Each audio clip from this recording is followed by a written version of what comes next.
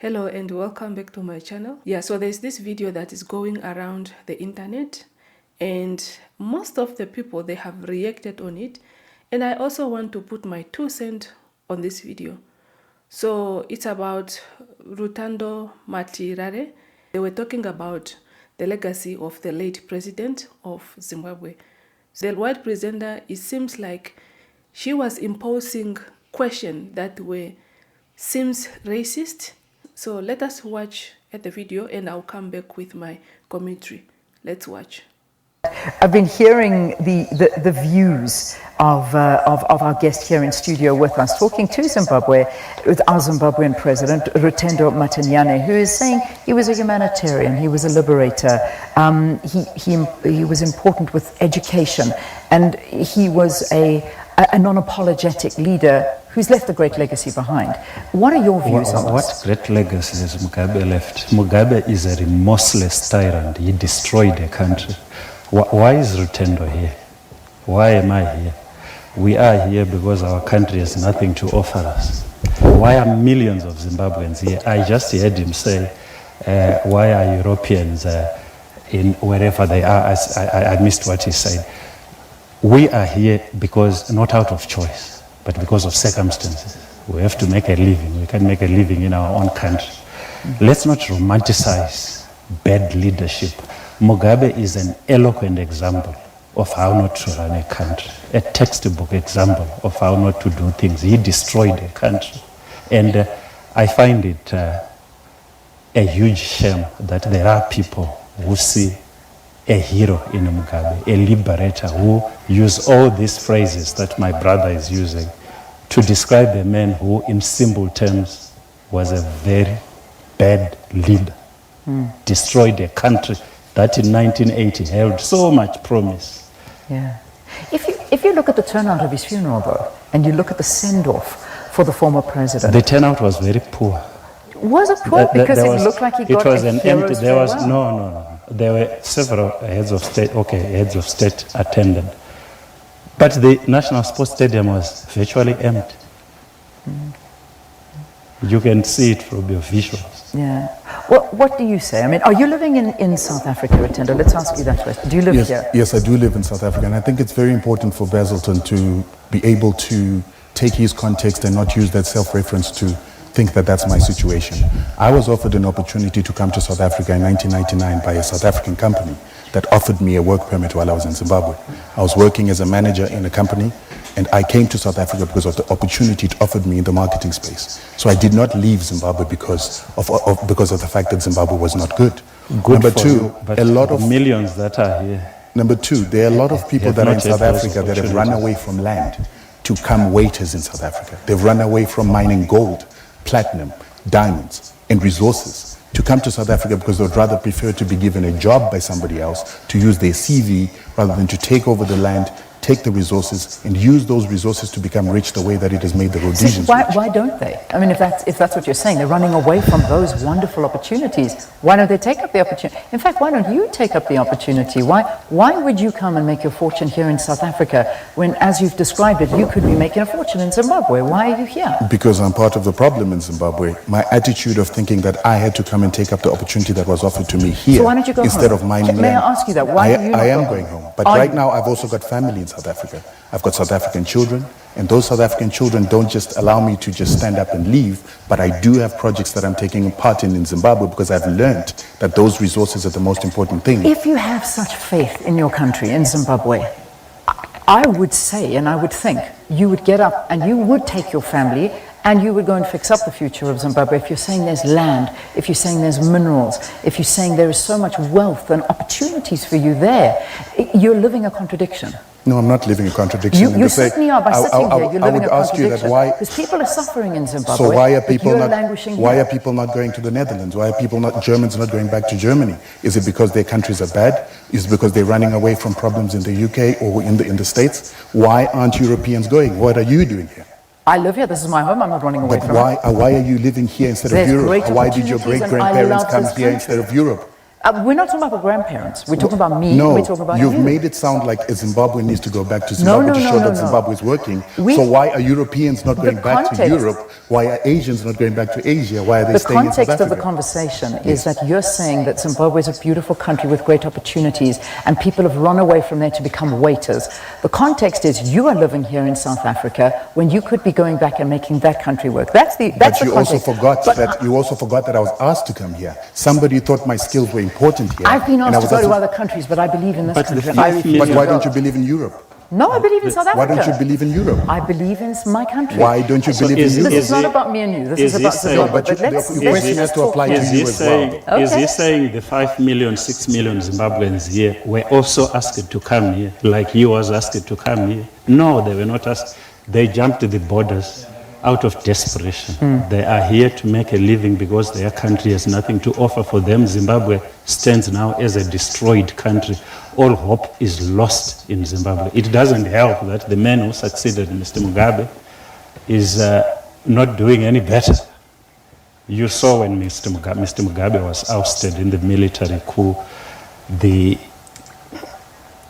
thousands and thousands of Zimbabweans who thronged the streets in celebration, who held hope that at least Mr. Mnangagwa was going to do things differently. Yeah. It's said that he is following in the footsteps of his former boss, and there hasn't been much change. But Zimbabwe is now a desperate, destroyed country. We cannot defend the indefensible. Yeah. Very, very quickly, I mean, we've run out of time. I ask you in 30 seconds, just Mbeki says Mugabe's dream was to see other oppressed African countries free, which is, of course, why he supported the ANC in its liberation struggle. Is that a fair comment?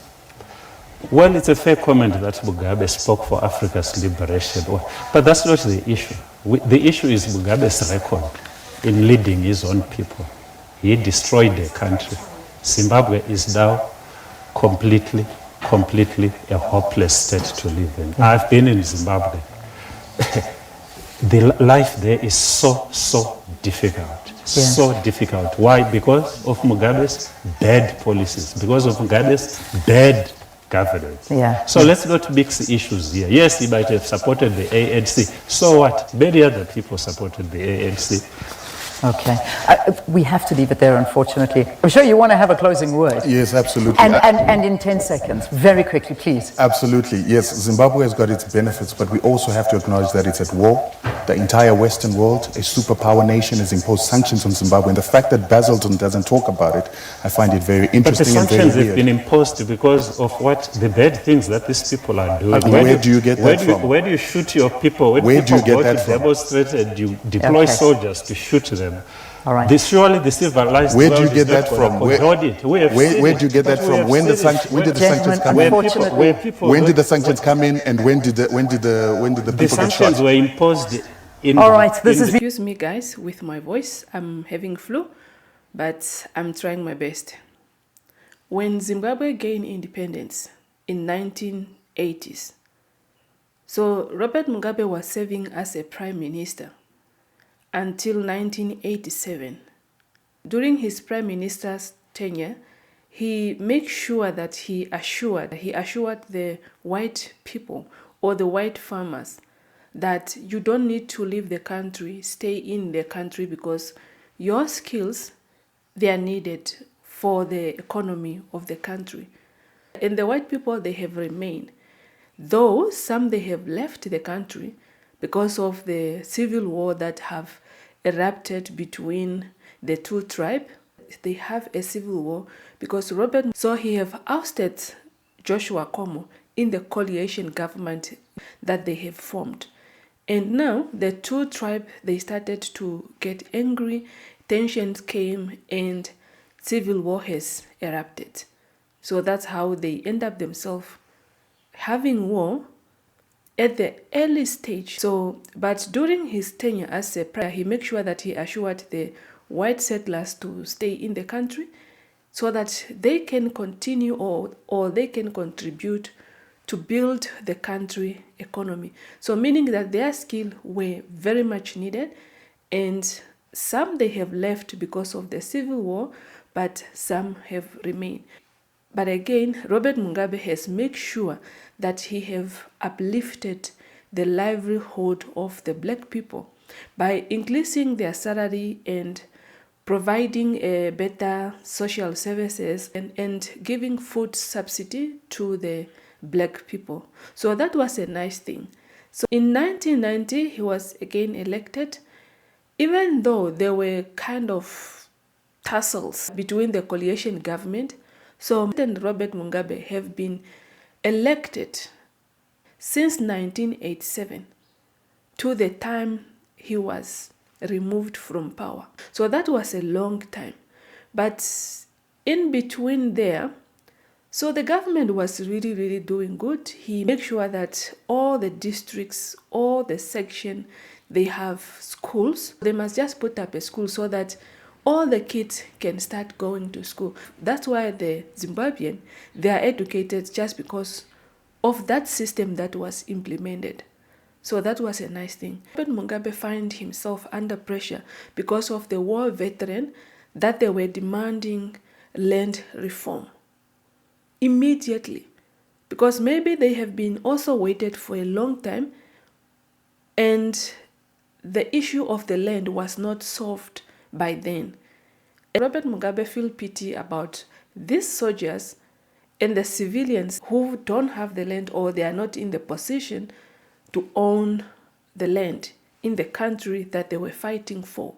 So he sympathized with them. After he was re-elected in 2002, so Robert Mugabe has started to pursue an aggressive agreement, as they call it, so that the black people, they must start to confiscate all the lands or the lands that were in the hands of the white people. And it's what they did. So now the veteran, they started to occupy the farms that they were owned by the white people, and they managed to take half of that land. And other connected high-profile business people, politicians, they also grab land in this way. But people, they were not feeling happy about this. Yes, some they were happy because finally they own the land, or finally they have a farm that they can call it their own in their own country. All the settlement in around Harare, they must be demolished. Program have left a lot of people without homes. At this location, most of the time, you find black people who are having low incomes. So he went ahead and demolished all their home, and they were left homeless. So again, it pained the government of Mugabe to say he is not looking after his own people. Imagine that these black people, they have been waiting for the government or municipalities to service their land. But the government or the municipalities, they are not coming forth. But the service delivery was not provided to these people. So that they have been keeping this president on power for so many years. So the demolition of shacks, maybe it was a good thing, but again, since now these people, they have to be homeless for many days, that was not good. But especially to the government or especially to the leaders, that they have been holding powers for so many years, but they were unable to provide service to their own people. And that is the reason again that once you find a leader that's holding power for so many years, most of the time the life of the people that are living in the country, the basic necessity or the basic thing, because the house is a basic thing, most of the time these people, they won't get what they wanted because the government, they are unable to service or they are unable to provide land. And that is the problem of a president holding power for 40 years. Beginning, we always know that things they seems working. Just because the Western countries, they might have a trust to the new government to say, okay, we are giving you this, go and build your country. As soon as you started to holding power or hold power for so many years, the Western people, they also started to question you that why are you holding power? So meaning that you are the only person who can rule this country until eternity.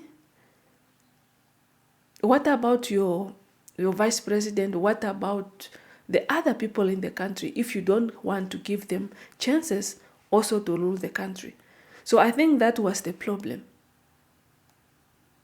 That was the problem, and that is what brought maybe the government of Zimbabwe to be sanctioned. Because mind you that during this time, where the basic need, the basic necessity, people are not getting land, their houses, they are being demolished, people, they are sleeping in the dark.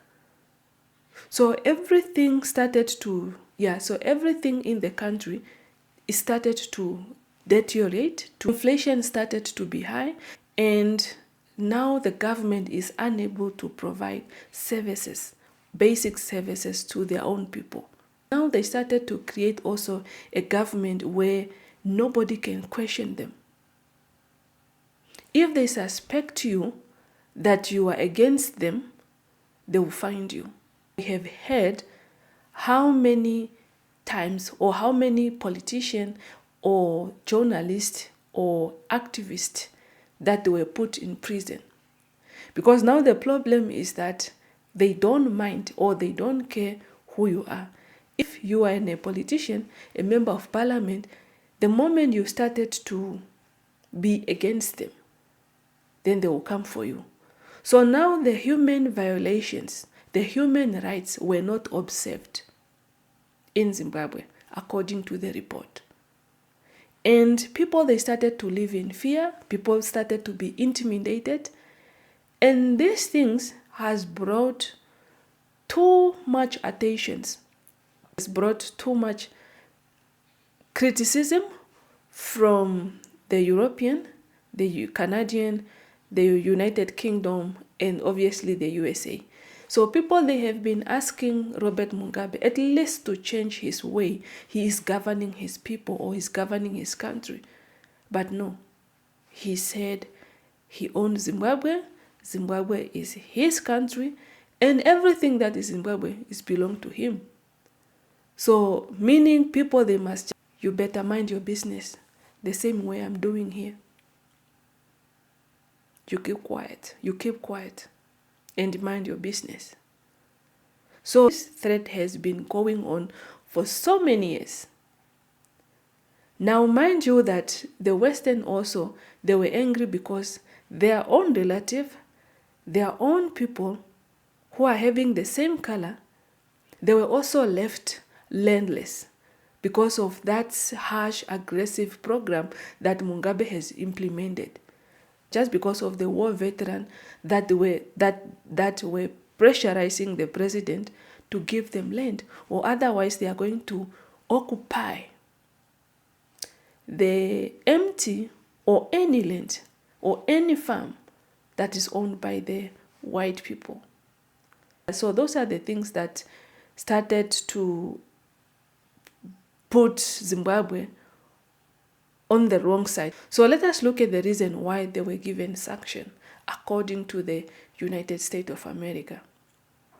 So the targeted sanctions were applied in response to human rights violation, government policy, and action that impeded democracy, rule of law, and respect for human and property rights. So the International Bank cut ties with the Zimbabwe banks, and the USA Office of Foreign Asset Control, which is AFEC, they monitor the sanction adherence and penalize any USA company or individuals who does business with a sanctioned individual, entity, or a country. So this sanction, they have brought a lot of companies in Zimbabwe to be unable to procure goods from Canada, UK, Australia, and obviously in the United States of America. So because of the banks also that they were sanctioned, they were unable to make transaction to Zimbabweans bank because of this sanction now. So this one is the one of the key that also make the Zimbabwean not to be able to produce food, because so there will be no food production in Zimbabwe because these farmers now, they are unable to procure even fertilizers from Europe to Zimbabwe. So that's how they find themselves starving because the horticultures in the country so were reduced to zero. So in this situation of food shortage in the country, fuel shortage, and everything that was happening in Zimbabwe, so now the people, they started to flee to the neighboring countries. And that's how now we came to this point where Rutendo was being questioned by the SABC presenter, like, if you can describe your country like this, like you have a passion, you are so patriotic to your country, but you are in South Africa, why don't you go home if Zimbabwe is so good like this? Because now a lot of people, they have fled Zimbabwe looking for any kind of job to do, any kind of job.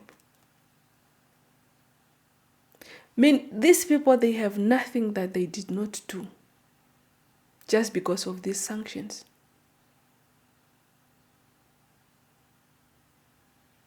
They went through a lot. But now for Rutendo to start explaining Robert Mugabe was a humanitarian, was a black nationalist, everything was fine. Nothing wrong with that. But the fact that the black people, or the fact that the Zimbabwean, they were so comfortable with this president for so many years, and to the point that they were re-electing this president on the wheelchair. I think sometimes we have to call a spade, even though we have to mind our business. We have to tell the people or the leaders to say, please give us an alternative. You can still be a president, but at least appoint someone who can appeal.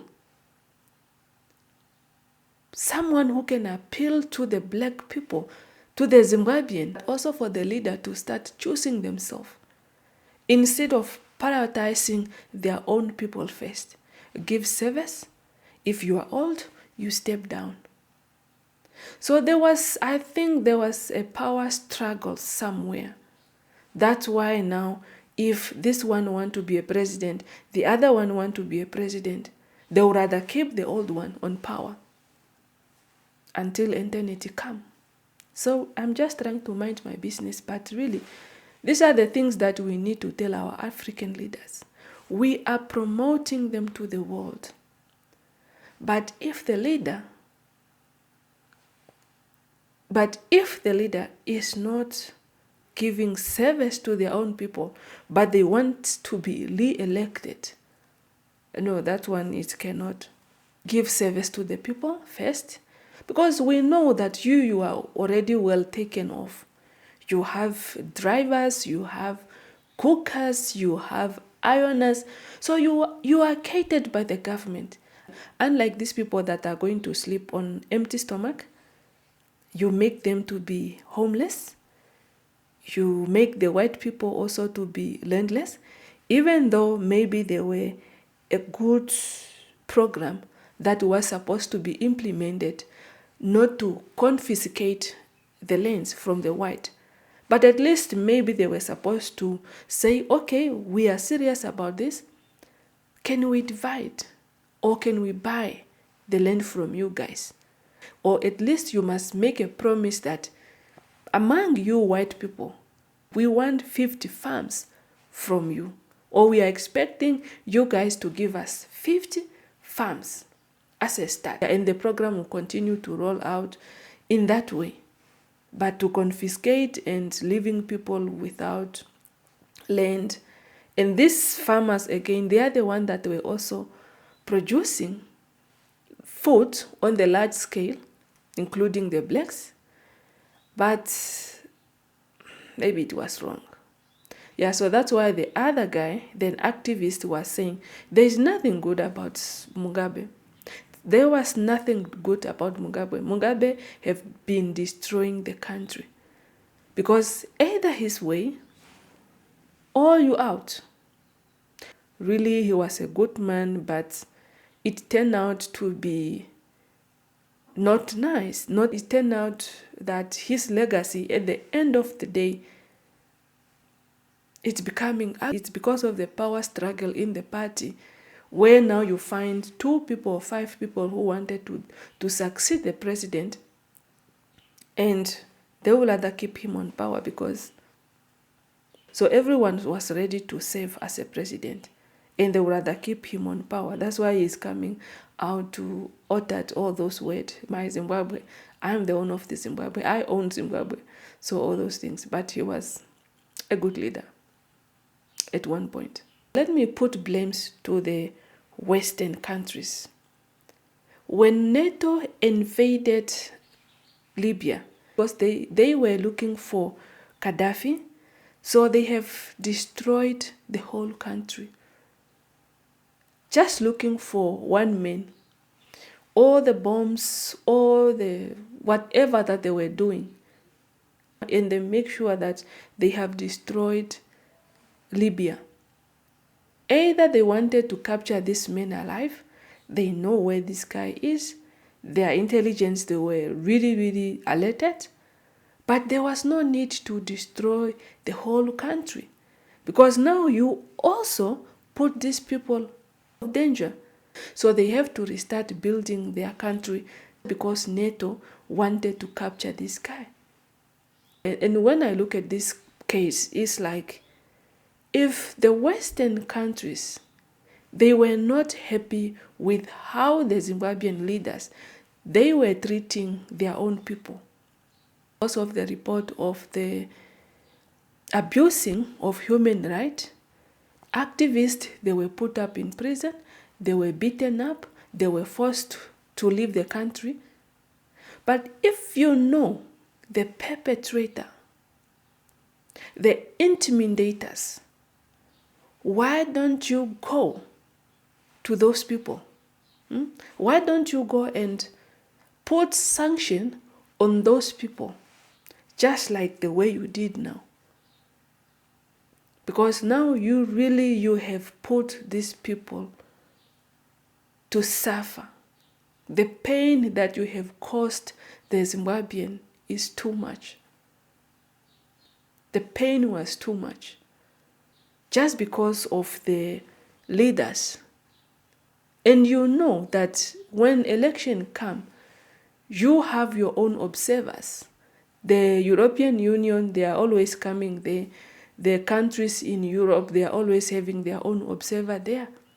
But why don't you just go after those people? So that was wrong to put a country to such a pain and for a very long time. Or you cause pain and trauma to these people for a very long time. Since now you have removed the sanction and you came to impose now those sanctions to the individual, I think that's what you're supposed to do at the beginning. That's what you're supposed to do at the beginning, not to impose all the sanctions, including their own people. So whenever you are going to impose sanctions to an African country, please put them on the individuals. Sanction individuals instead of sanctioning the innocent civilians. So I'm minding my business. Yeah, so let us come to the main juice now. So why are they calling the presenter racist? Why she have to tell Rutendo to go back? They just put this presenter in the position so that she can be looked like she's racist. But we know that the opinion and the question that this presenter was questioning is not her own narrative, is not her own content. All the questions, they belong to SABC.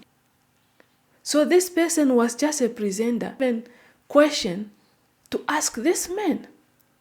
And now if Rutendo is insisting to say Zimbabwe is this, Zimbabwe is good, Zimbabwe, now they have to make a follow-up question, obviously, to ask, why are you in South Africa?